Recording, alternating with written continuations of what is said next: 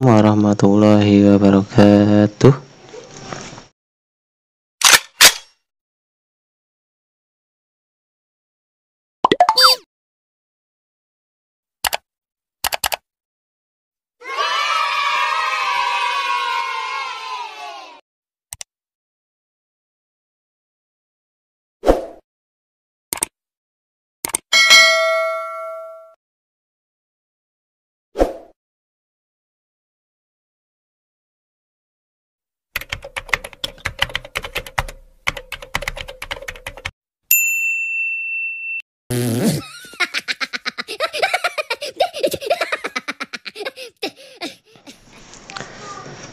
Kembali lagi bersama saya Bayu Hasani Marzuki. Di sini saya udah lama gak upload ya, jadi saya akan bahas tentang video pembelajaran.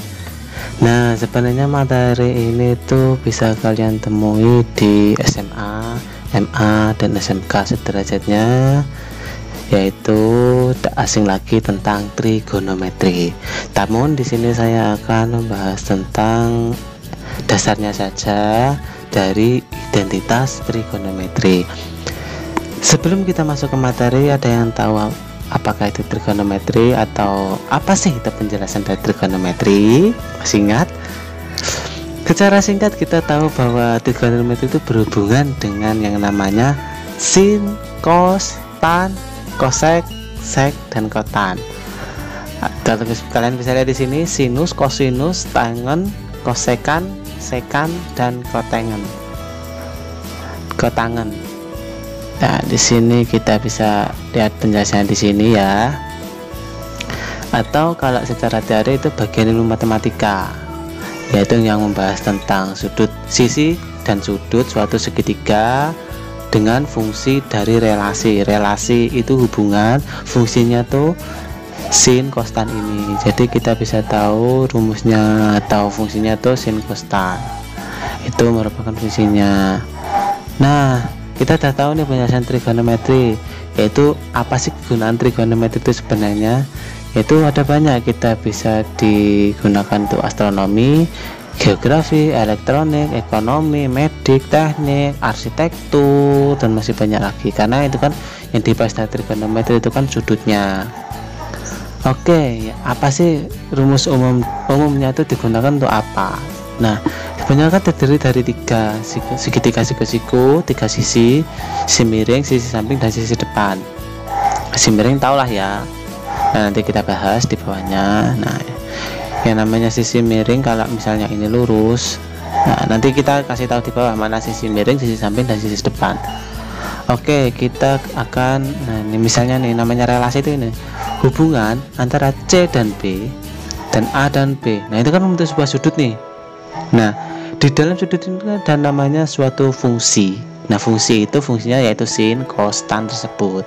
Sedangkan relasi yaitu hubungan antara C dan B, A dan B, itu namanya relasi. Nah, itu rumus pengertian dari trigonometri.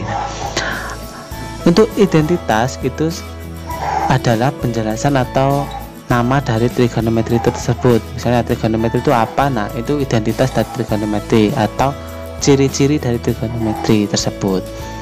Nah, identitas trigonometri merupakan suatu relasi atau hubungan atau kalimat terbuka yang di dalamnya memuat fungsi-fungsi trigonometri.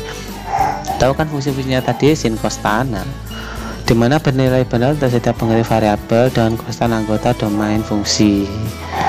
Nah, kita langsung saja ke bagian ininya. Nah, pembuktian kebenaran. Jadi kita kan udah tahu tentang relasinya ya. Relasinya itu hubungannya itu apa dari A dan B dan C dan B tadi. Kita langsung apa sih itu trigonometri, substitusi trigonometrinya dengan cara apa supaya bisa menjadi suatu trigonometri. Nah, kita bisa tahu di sini manipulasi dengan tujuannya merubah ruas kiri ke kanan atau ruas kanan ke kiri. Nah, jadi di sini kita akan membahas setelah kita mengerti tujuannya. Di sini kita contohnya dari identitas Pythagoras. Di sini ada cos kuadrat. Ini bisa kalian tahu ini apa, ini bentuk dari lambang bilangan apa. Nah, ada berapa sih cara untuk membuktikan trigonometri, identitas trigonometri? Di sini saya sudah merangkum ada 5 cara atau petunjuk untuk membuktikan suatu identitas trigonometri. Yang pertama, kita cari dulu ruas persamaannya yang mudah ke rumit. Nah, supaya kita tahu ya, kita cari dulu yang mudah ke rumit, ruasnya, ingat ruas persamaan. Setelah itu kita cari substitusi trigonometrinya, pembalikan dibalik sin dibalik menjadi cos, cos dibalik menjadi min sin. Nah, seperti itu. Setelah itu kita cari tahu rumusnya, terus kita cari bentuk aljabar, operasi aljabarnya, apakah itu difaktorkan seperti tadi, difaktorkan, ataukah itu ditambah atau pecahan atau distributif, kita akan cari tahu lagi. Nah, setelah kita di operasi aljabarnya kita tahu, kita langsung ke mengubah bentuk trigonometri seperti tadi, pembalikan sin menjadi cos, cos dibalik menjadi min sin, seperti itu kita balik. Nah, terus setelah itu kita tinggal menuju langkah dari ruas tersebut, kita operasikan dari rumus, terus rumus sudah dibalik-balik itu ke rumus operasi aljabar. Kita langsung saja di sini ke bentuknya. Nah, di sini ada beberapa rumus yang bisa kita tarik kesimpulan. Nah, ini pembalikan atau rumus dari trigonometri identitas. Kalian bisa screenshot di sini bahwa ini yang namanya sudut miring itu A dan C itu namanya sudut miring, sedangkan B dan C dan B dan C itu namanya sudut depan. Yang berdiri itu sudut depan, dan yang di bawah A dan B itu namanya sudut samping. Oke, ingat kalau yang miring itu ya sudut miring, yang berdiri itu sudut depan, sedangkan yang bawah itu sudut samping. Nah, untuk mencari tahu dari sin berapa di sini, ini rumusnya, tapi kita nggak tahu ya ini sinnya berapa.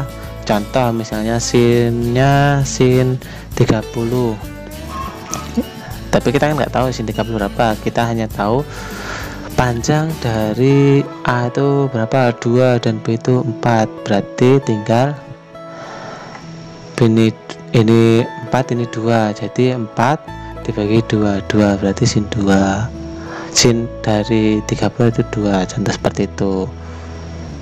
Rumusnya seperti itu ya, untuk mencari rumus dari hasil ini. Kalau kita hanya mengetahui dari ruasnya atau ini B, A, B, C nya ini ruas, rumusnya seperti ini, kalian bisa screenshot. Ini juga kita kembalikan atau rumusnya seperti ini juga. Misalnya kita hanya mengetahui sin cosnya aja, atau rumus dari misalnya cos 45, kita cuma tahu itu, jadi kita bisa pakai rumus ini 1/sin. Ini sebenarnya pembalikan ya, jadi pembalikan itu ada banyak. Kalau kalian bisa cari tahu, bisa kalian cari tahu di internet. Ini sebenarnya banyak, bisa kalian screenshot dulu. Nah, kita langsung ke contoh. Nah, buktikan identitas trigonometri berikut. Seperti ini, apakah hasil dari identitas trigonometri ini itu sama dengan ini? Ini sebenarnya sek ya. Jadi tapi di sini pembuktiannya ini bukan kosek tapi sek, yaitu 1/sin. Kita bisa cari tahu di sini 1/sin. Nah, di sini 1/sin. Sebenarnya ini juga salah, ini rumus dari cos. Ini sebenarnya 1/cos. Nah, untuk sek ini 1/sek, dan untuk cosec itu 1/sin. Bisa tahu di sini. Cosec. Oh, tidak ada. Jadi bisa kalian cari tahu sendiri di rumus lain. Ini catat. Ini cot, sek, tan, cot, nggak ada ya. Ini cuma sebagai contoh itu atas. Jadi kalau nggak ada kalian bisa cari di internet. Nah, kebalikannya seperti ini 1/cos, kebalikan dari sek x. Kita cari tahu dulu dari rumus ini. Pembalikan dari ini apa? Pembalikan dari ini apa? Kita cari tahu dulu untuk membuktikan ya. Kalau pembuktiannya, nah kalau udah cari tahu ini, kita cari tahu. Tadi kan pembuktiannya dimulai dari ruas. Kita kan nggak ada ruas, nggak ada pembuktian. Kita cuma membuktikan rumusnya, terus mencari rumus. Nah, rumusnya ini. Nah, terus mengetahui sin cosnya ini udah. Nah, terus tinggal kita operasikan. Oke, di sini operasiannya seperti ini. Cos. Nah, kenapa kok ini dijabarkan seperti ini? Sebenarnya ini simple, cuma ini rumusnya bisa kalian cari tahu sendiri di situs manapun. Enggak, di sini saya bahas cepat aja. Di sini kenapa cos 1?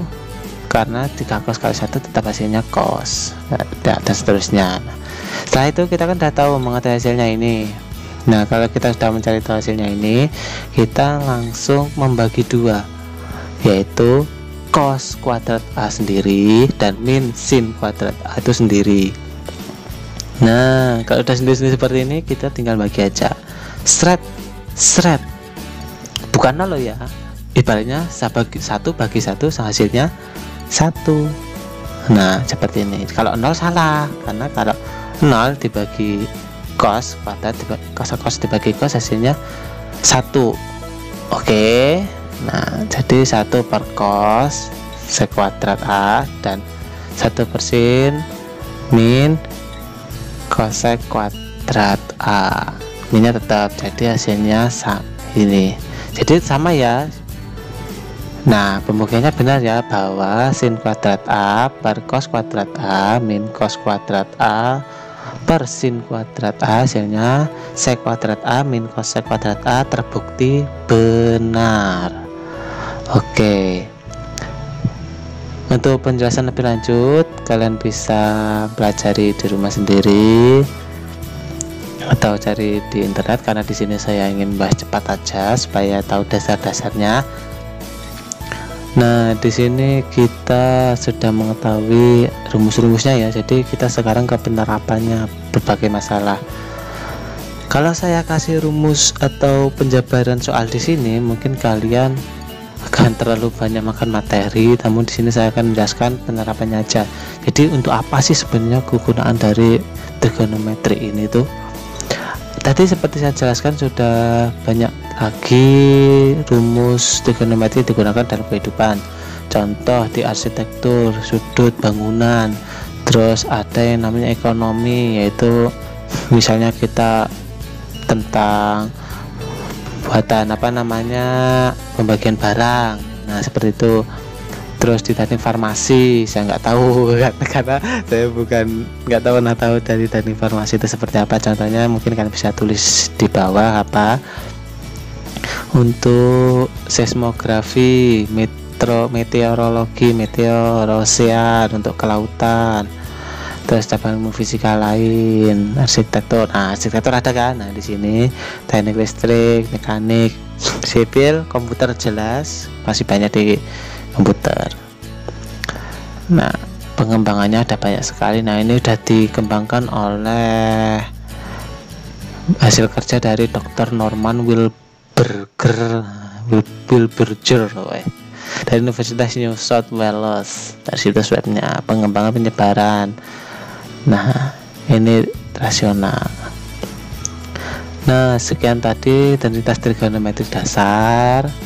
Nah, untuk penjabaran lainnya itu sebenarnya ada banyak, namun di sini saya tulis satu, yaitu tentang identitas fungsi trigonometri sudut terangkap. Nah, di sini rumusnya, ini rumusnya sudut terangkap. Fungsinya seperti ini, kan bisa screenshot.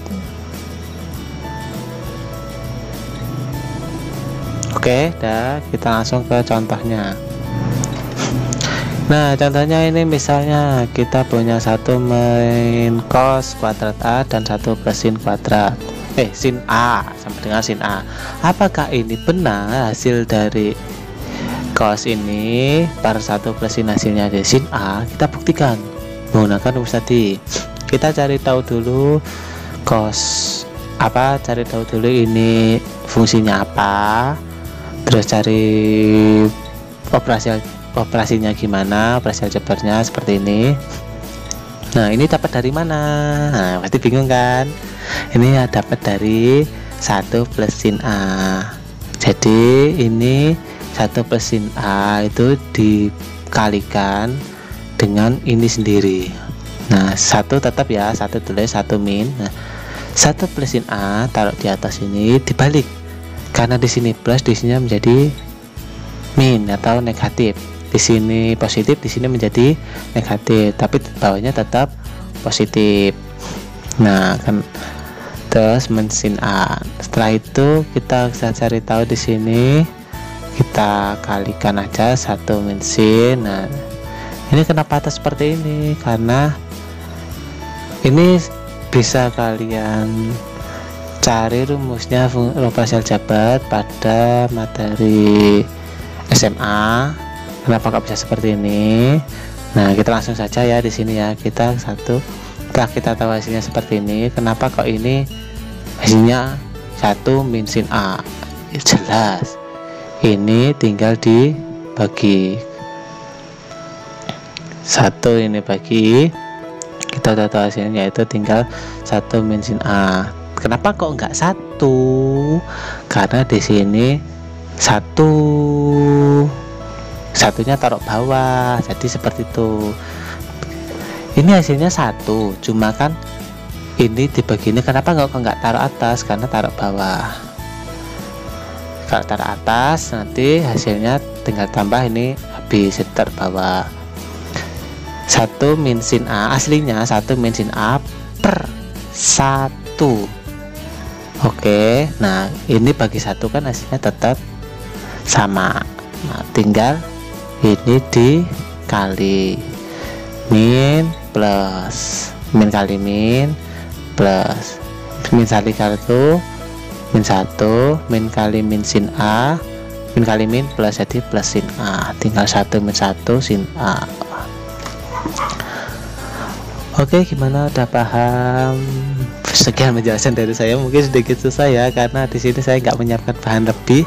Saya cukup menjelaskan dasarnya saja. Untuk selanjutnya mungkin kalian bisa cari di internet atau bisa kalian cari di buku SMA. Itu trigonometri ada di kelas 12 mulai semester awal itu sudah ada, semester ganjil itu rumus trigonometri.